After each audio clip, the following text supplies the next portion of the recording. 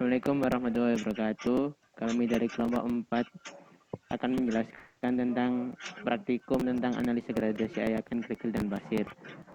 Untuk anggota kelompok kami yaitu ada Ali Famalil Fadli, ada Muhammad Fadil Muharram, ada Rama Arda Ramdana, Oriza Safara Madita, Wira Andini, sama Ahmad Sayuti.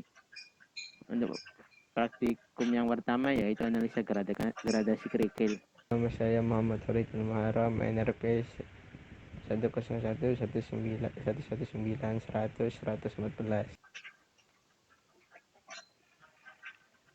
Tujuan praktikum dari praktikum gradasi kerikil ini yaitu untuk menentukan gradasi maksimal mudah kerikil atau bahasa Inggrisnya yaitu grain size distribution dengan menggunakan suatu saringan. Dasar teorinya yaitu menurut SNI 032847 tahun 2002, air kat kasar ialah kerikil sebagai hasil disintegrasi alami dari batuan atau berupa batu pecah yang diperoleh dari industri pemecah batu dan mempunyai ukuran butir antara 5 mili sampai 40 mili. Agregat kasar adalah agregat yang tertahan saringan nomor 4 menurut spesifikasi dari ASTO, American Association of State Highway and Transportation Official, yang juga digunakan oleh Bina Marga.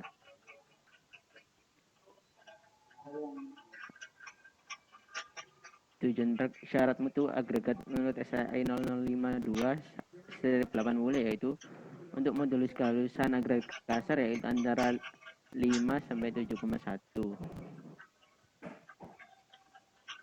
Standar uji praktikum gradasi kerikil yaitu STMC 136/93 SNI 032461 tahun 1991.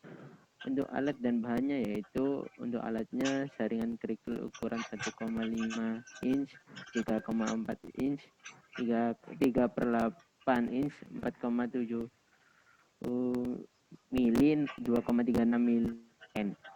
Untuk yang kedua yaitu timbangan oven. Untuk yang keempat ember. Untuk bahan yang dibutuhkan yaitu kerikil 16 kilo. Untuk selanjutnya akan dijelaskan oleh teman saya.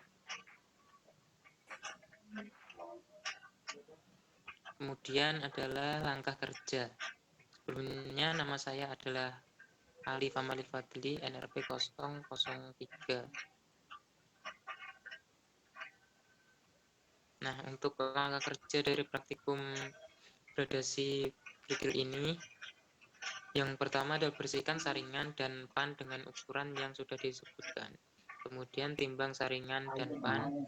Yang ketiga, susun saringan dan pan dari atas ke bawah dengan urutan saringan dari besar ke kecil. Yang keempat, timbang kerikil sebanyak 16 kg. Yang nomor 5, masukkan kerikil ke dalam susunan saringan dan pan. Yang keenam, getarkan dan dengan mesin penggetar dengan waktu kurang lebih 10 menit. Yang terakhir, timbang dan catat berat kerikil pada tiap-tiap 6 saringan. Ketelitian dalam menimbang diizinkan dengan kesalahan lebih dan kurang 0,5 sampai 1%.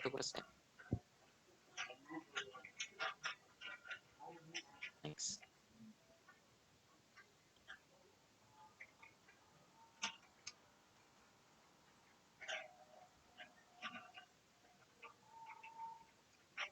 Kemudian hasil praktikum. Nah, dari praktikum ini didapatkan data ayakan tertinggal di saringan nomor 1,5 itu 0%. Kemudian di saringan nomor 0,75 4,64 kilo dengan persentase 28,277%. Yang kemudian ayakan nomor 0,375 dapat 10,82 kilo dengan persentase 68,548. Yang tertinggal 96,825 dan persen lolos adalah 3,175%.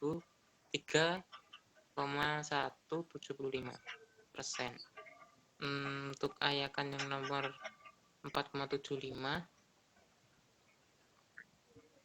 didapat data tertinggal 0,4397 kilo dengan persentase 2,786%. Kumulatif persen tertinggal adalah 99,611%, yang lolos 0,389%. Sedangkan Ayakan ukuran 2,36 yang tertinggal itu 0,0355 kg dengan persentase 0,225%.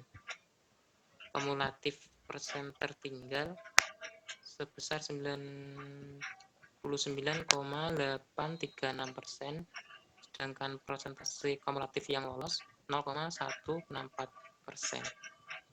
Dari yang PAN 0,26 kilo dengan persentase 0,165%, dan kumulatif persen tertinggal 100, sedangkan yang lolos adalah 0. Dari data ini kami mendapatkan Venus modulus sebesar 7,245.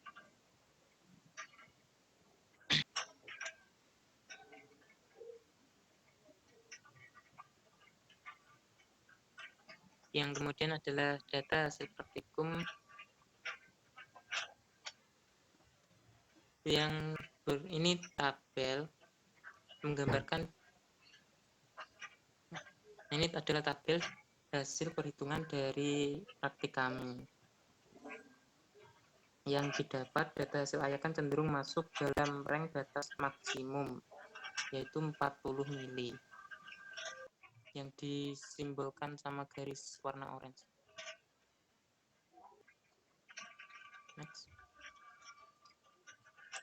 Selanjutnya kesimpulan dibacakan oleh saya Wira Andini, NRP 027. Dari kesimpulan praktikum gradasi Ayakan kerikil ini didapat modulus kehalusan sebesar 7,246 gram per cm kubik dan berdasarkan SII 005280 modulus kehalusan agregat kasar antara 5 hingga 7,1 gram per cm kubik. Hal ini menunjukkan bahwa kerikil tersebut hampir memenuhi standar, sedangkan menurut BITIS standar atau BS sampel kerikil tersebut memenuhi pada batas maksimal 40 mm.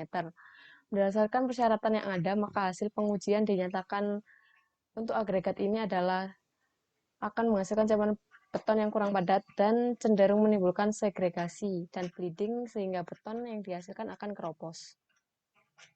Sekian dari kami, terima kasih.